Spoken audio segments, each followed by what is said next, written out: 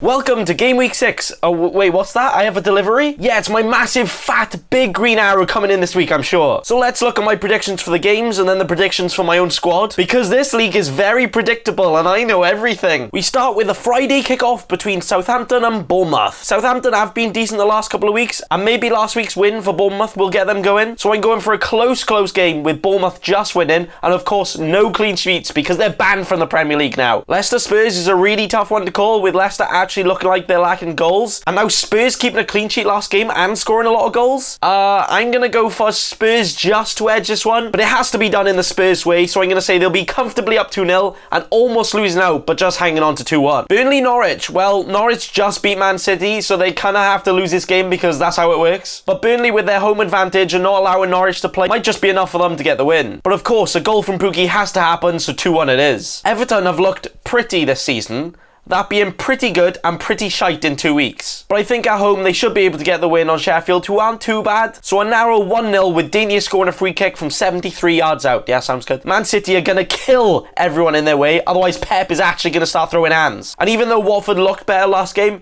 I think that was just to a David Luiz special. So a 3-1 win to Man City, with them conceding again because their defence has somehow got even worse with now Stones out. The big oh dear.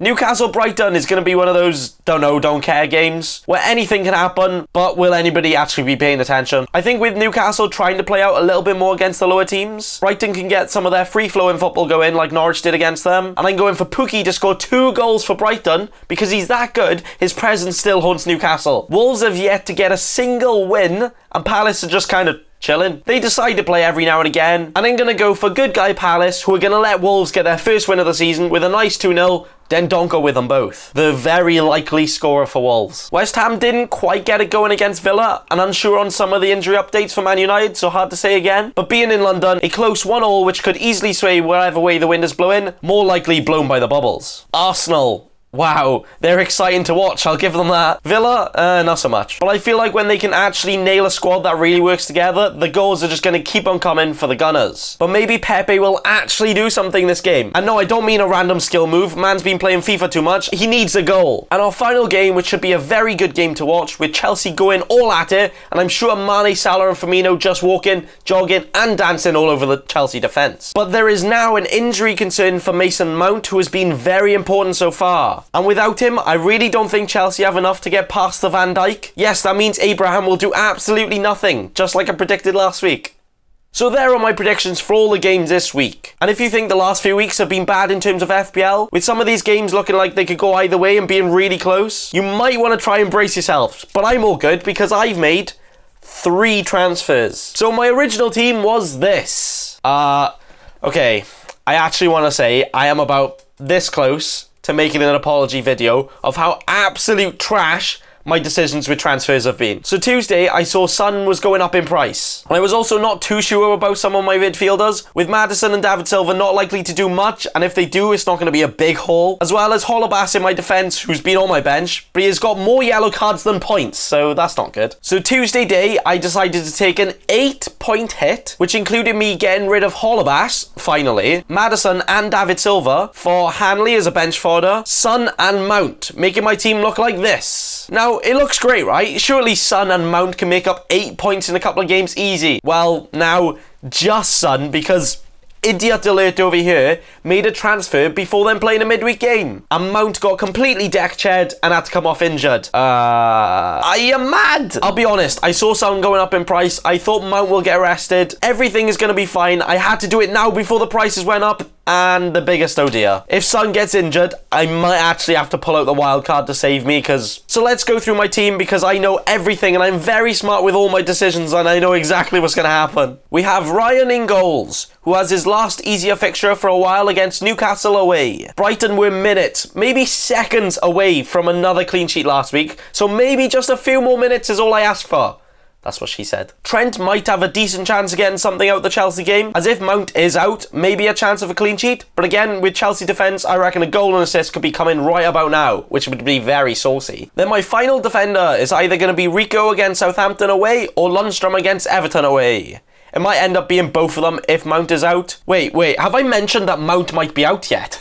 But I wouldn't be expecting much from Rico or Lundstrom right now anyway, but they have to be there for their normal 2 defender points as expected from every defender right now. Then we have, Salah, who has actually only blanked once this season, and obviously it was a week I captained him. So again, against a weak Chelsea defence, Salah might be able to do something. Like, do you guys remember the absolute welly boot rocket he scored against them last year? Another 2 of those will do very nicely, Salah, thank you. Then we have blank 2 weeks in a row, Sterling. He plays Watford at home next, and surely he can't do it 3 times in a row. That's not the kind of hat-trick I want from you. It is unsure if he will be rested because he played the entire of the Champions League game, but I reckon he will at least start. So could and should do some more damage at home. Then we have, go on my son, who I did transfer in. Honestly, if I had the money, I would have waited till next week, but with his price rising, he had to come in now to face Leicester away. Not sure if I should expect anything from him, as well as Champions League football, but he didn't start that game, so he should be well rested. But he does have some really nice fixtures afterwards, so we will have to see if I made the right decisions in another week or so. Then we have have I mentioned Mount injured?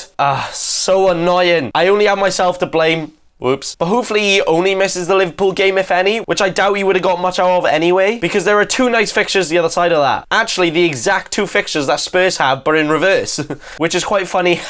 But do you know what would be funny? If Mount is out for a few weeks, and I've took a minus to get in a player that won't even play.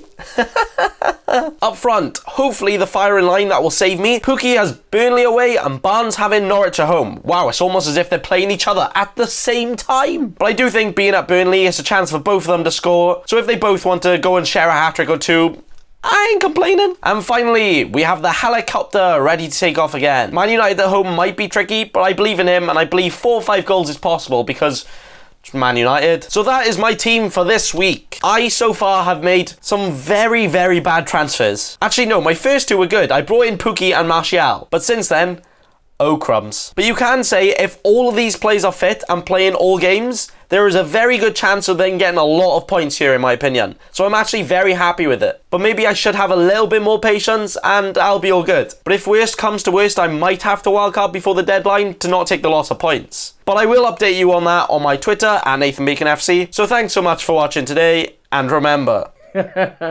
Don't be a cheeky scrub. Subscribe to Nathan Bacon right now.